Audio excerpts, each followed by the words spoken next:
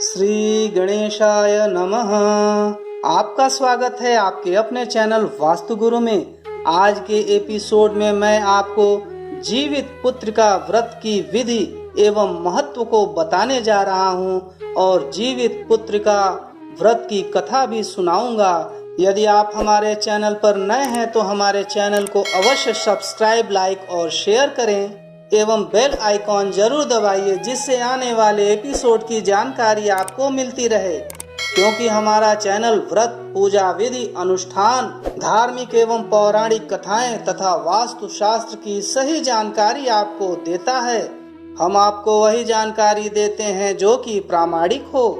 जीवित पुत्रिका का व्रत प्रत्येक वर्ष अश्विन मास के कृष्ण पक्ष में अष्टमी तिथि को पड़ता है और यह व्रत अपने पुत्र के लंबी आयु की कामना के लिए माताएं श्रद्धा पूर्वक करती हैं। जीवित पुत्रिका व्रत की कथा इस प्रकार से है, इसे ध्यान से सुने।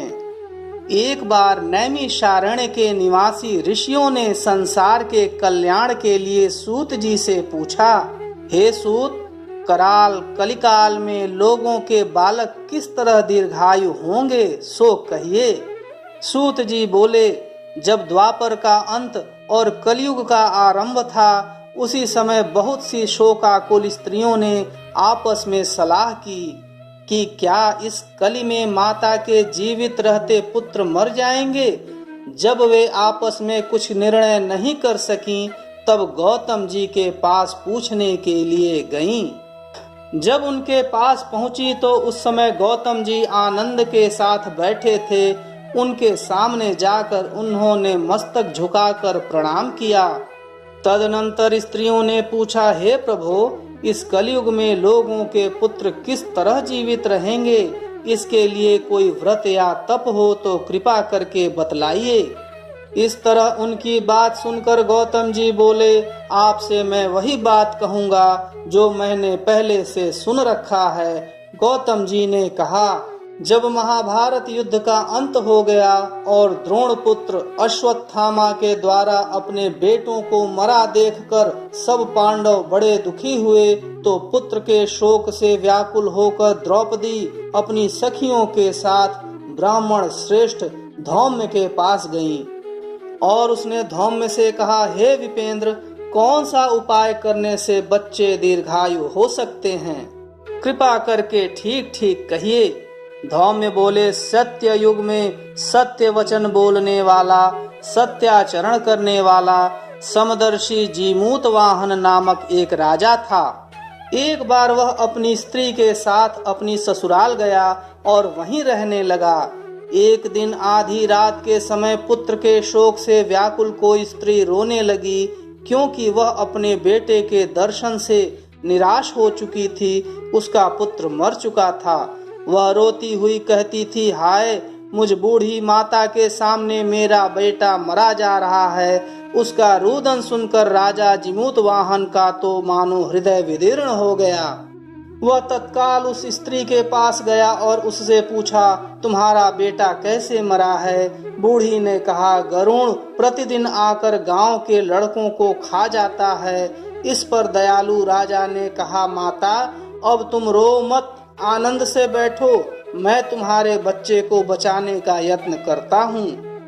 ऐसा कहकर राजा उस स्थान पर गया जहाँ गरुण आकर प्रतिदिन मांस खाया करता था।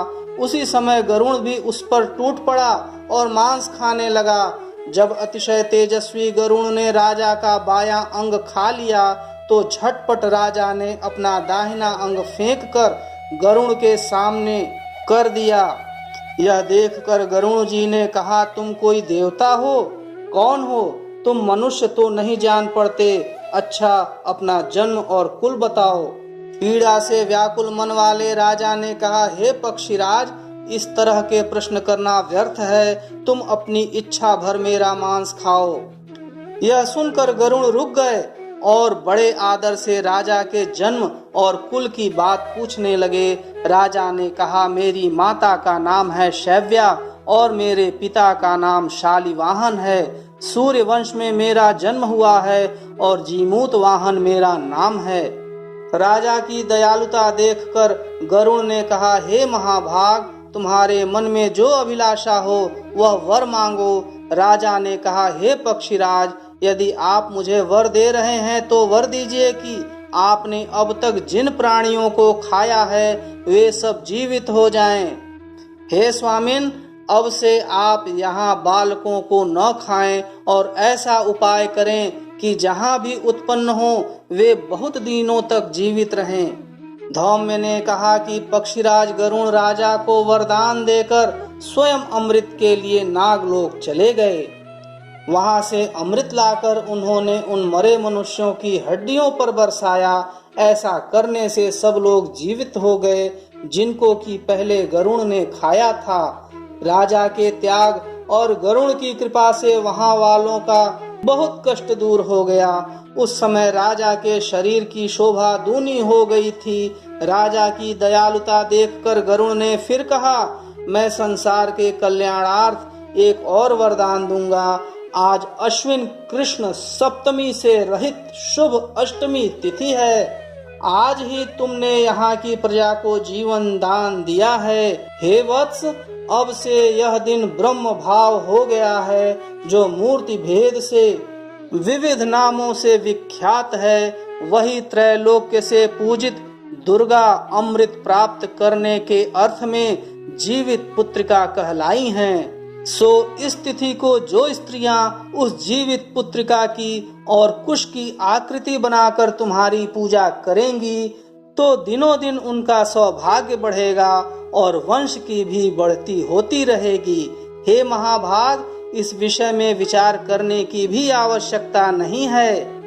हे राजन, सप्तमी से रहित और उदया तिथि की अष्टमी को व्रत करें, यानी सप्तमी विद्ध अष्टमी जिस दिन हो उस दिन व्रत न कर शुद्ध अष्टमी को व्रत करें और नवमी में पारण करें।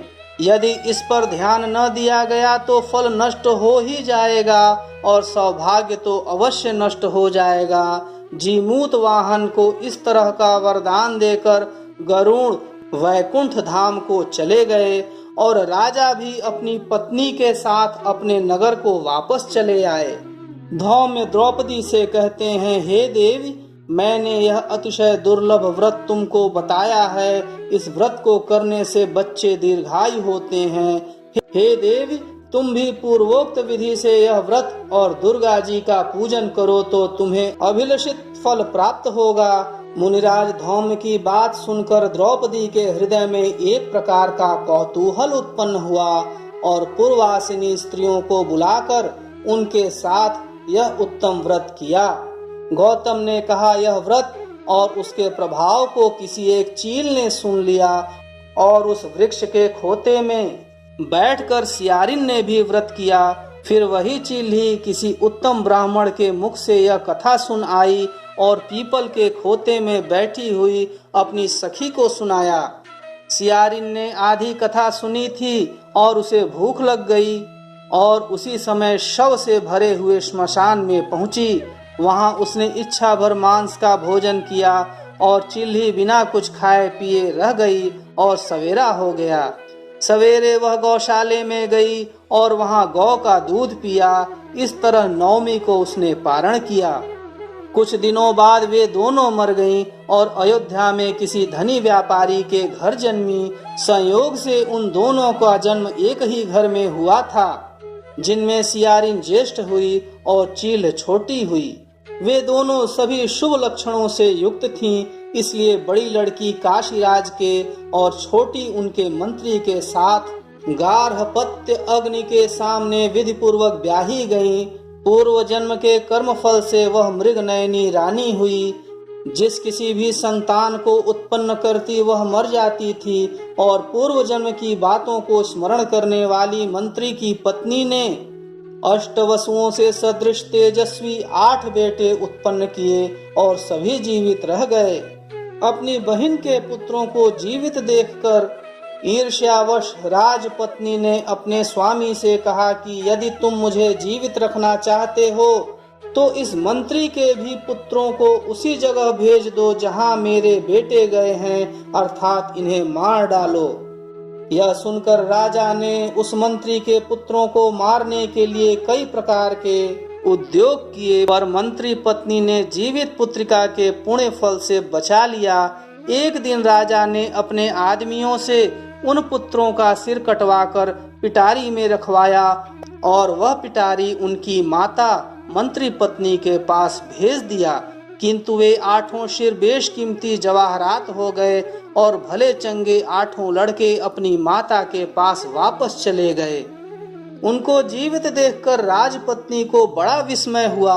अंत में वह मंत्री की पत्नी के पास आई और उसने पूछा, बहन, तुमने कौन सा ऐसा पुण्य किया है जिससे बार बार मारे जाने पर भी तुम्हारे बेटे नहीं मरते? इस पर मंत्री की पत्नी ने कहा, पूर्व जन्म में मैं चील थी और तुम सियारिन थी। हमने और तुमने साथ साथ जीवित पुत्रिका का व्रत किया था। तुमने व्रत के नियमों का भली भांति पालन नहीं किया था और मैंने किया था।